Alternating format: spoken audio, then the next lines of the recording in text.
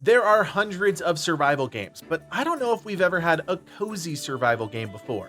Definitely not one where you can turn a floating island into a ship, and absolutely not one where you can pick up a sheep, snuggle it, and send it back to your home. But does that make it good? And is it a fun game? My name is Kodiak, this is Legacy Gaming, and today I'm sharing my thoughts on Aloft after going hands-on ahead of its early access release. Aloft is a game we've had on our radar for quite some time now. Livid actually played the game's demo a few months back, and I've been dying to get my hands on a new survival game. The itch is just there, and when I was looking around at what was coming out, Aloft caught my eye. I've spent about 10 hours with the game exploring the skies and checking out all of the content that's available as part of the early access launch. Aloft is a cozy survival game, but what does that mean? Truthfully, it means the game isn't that hard. In fact, there is very little actual challenge in the game, but that's by design. Aloft is meant to be enjoyed as an easy to pick up and put down type of survival game. There's very little that will get in the way of you enjoying the game, apart from a few enemies we'll talk about later. And although it's a survival game, you're not actually surviving. Instead, you're thriving off the world, exploring and cultivating exactly what you want to do in the game. Your adventure will start on a tutorial island, and this is where you'll pick up all the basic skills. Aloft plays like many other survival games where you'll gather and craft basic tools, then continue gathering and crafting until you have a nice pile of resources that will help you expand further. There's a neat little timing minigame associated with most of the gathering mechanics, which is simple enough and helps speed things along. One thing I really enjoy about Aloft is how quickly they get you into the exploration part of the game, because make no mistake, that's really what Aloft is all about.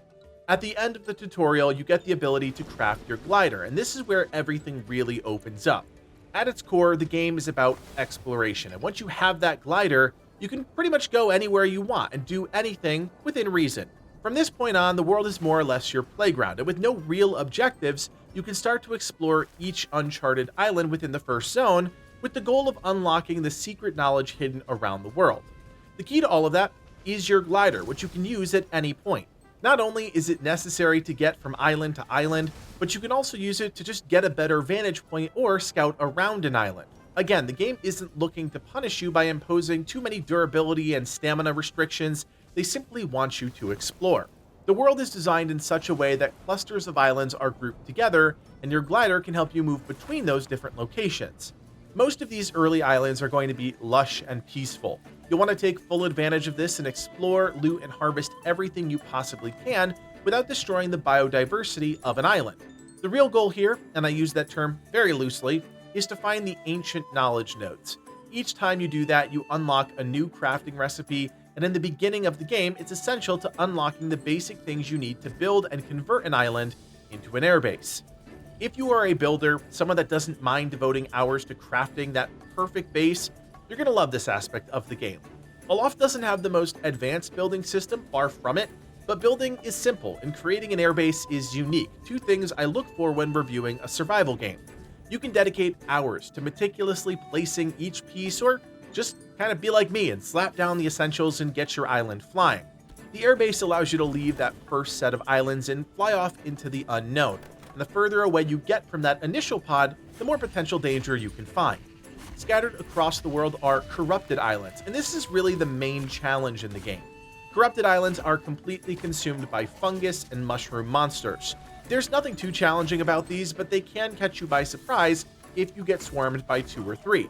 Somewhere on each of these corrupted islands is a stalk, and until you defeat this, you won't be able to cleanse the island and interact with any resources or treasures.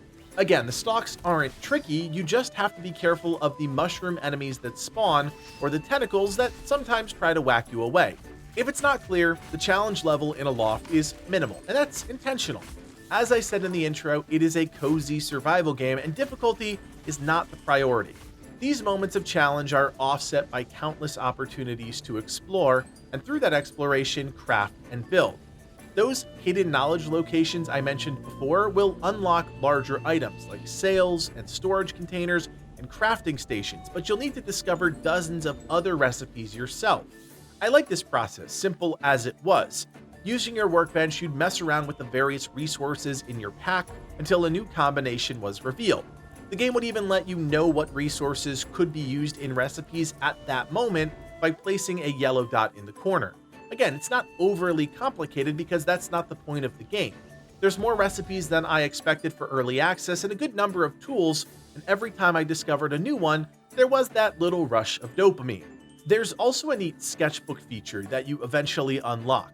When you find building pieces out in the world that you can't yet build yourself, you can pull out your sketchbook and quickly unlock it, assuming you have the paper, that is. As expected, the other tools enable various other activities within the world, like farming or even herding, and each of those other activities is a simple and fun loop as well.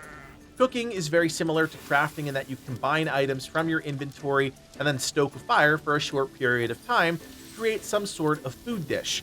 Unlike traditional survival games, eating food isn't necessary to stay alive, but each dish does provide a different gameplay benefit, like temporarily increasing your health or making you attack faster. There's a tool for every job, but set your expectations accordingly.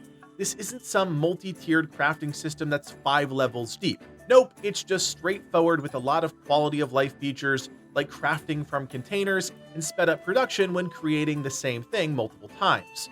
What I loved was that I was never frustrated with the process, but it's not deep. There's some real potential for Aloft to take a step towards innovation with the introduction of wind-powered workstations. By harnessing the power of the wind, you can create systems of windmills, belts, and pulleys to power some specific machines, automating their production. It's something that was touted in the trailers, but during my 10+ hours with the game, that technology was inaccessible. It's not clear if it's been intentionally left out of early access or if it's just really well hidden, but nonetheless, I do like the concept. At the heart of Aloft is an elegant yet simplistic game, one that I think will find footing with a number of more casual gamers. It's almost like the Stardew Valley of survival games, one where the stakes are super low and the only real objective is doing whatever you want. That being said, Stardew Valley is a masterpiece that not only manages to be a complete game from a systems perspective, but also creates meaningful moments with the characters and the world. Aloft doesn't have that quite yet. While exploring the various biomes and islands is fun, you don't feel connected to the world because there's nothing really to ground you in it. Islands start to feel very samey, and after a while, the allure of simply exploring does wear off. As always with any early access title, this is a starting point. The game is in great shape. It just needs to continue to build on what they've created and start putting those hooks into players to keep them invested long term. One thing that could definitely do that is multiplayer, which is available on day one. It's a great feature, just not one I was able to check out since I was the only one playing the game. But if you've checked out other survival games, you already know that it's more fun to play these with friends. In Aloft, you can host public or private lobbies with up to 8 players, and I think that's really going to help the game get off the starting blocks. And while Livid can attest that Aloft in multiplayer is more fun, he wanted to let you all know that it doesn't change the core gameplay experience. So there you have it, a few thoughts after my time with Aloft.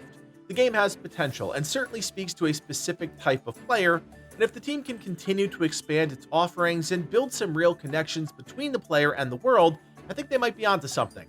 It's not a challenging game, but it's simple and fun, and I know for a fact there are people out there looking for those types of games. Friends, as always, we hope you enjoyed our video. If you appreciate the work that went into bringing you this early access review, drop us a like and consider subscribing. We've got even more coming your way as we head into a busy February, so keep it right here and never miss a thing.